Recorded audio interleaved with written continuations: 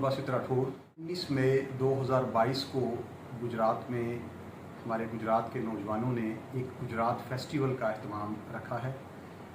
ये फेस्टिवल जो है मल्टीपल इवेंट्स पर मुश्तमिल होगा, जिसमें थिएटर यानी ड्रामा और एक किताब मेला का इनेकाद किया जाएगा। इसके अलावा एक आर्ट एग्ज़िबिशन का अहतमाम किया जाएगा, यानी कि मुसव्वरी की नुमाइश रखी जाएगी।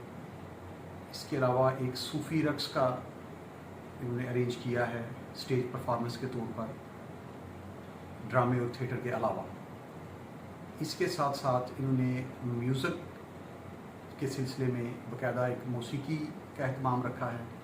मौसीकी के अहतमाम में सिंगिंग के अलावा ये उसमें इंस्ट्रूमेंटल्स भी पेश करेंगे। सबसे खूबसूरत बात यह है कि इस गुजरात फेस्टिवल में गुजरात की यंग जनरेशन को अपने फ़न का मुज़ाहरा करने का भरपूर मौका मिलेगा, और हमें ज़रूरत भी है कि हम इस वक्त जिस दौर से, जिस घुटन और इंतहा पसंदी के दौर से गुज़र रहे हैं, कि ऐसे फेस्टिवल्स का इनेकाद गाहे बगाहे होता रहे। और अगर ये यंग जनरेशन की तरफ से हो तो ये एक बहुत अच्छी और बड़ी पॉजिटिव सिग्नल है।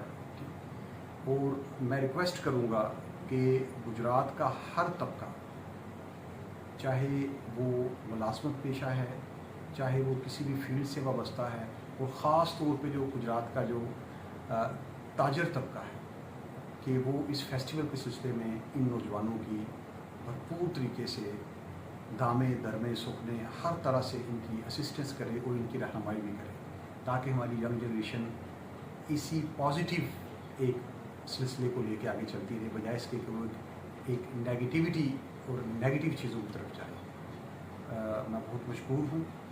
दोबारा याद करवाता हूँ, 19 मई 2022 को गुजरात फेस्टिवल याद रखिएगा। ना सिर्फ याद रखिएगा बल्कि शामिल हों इसमें, भरपूर शिरकत करें। बहुत शुक्रिया।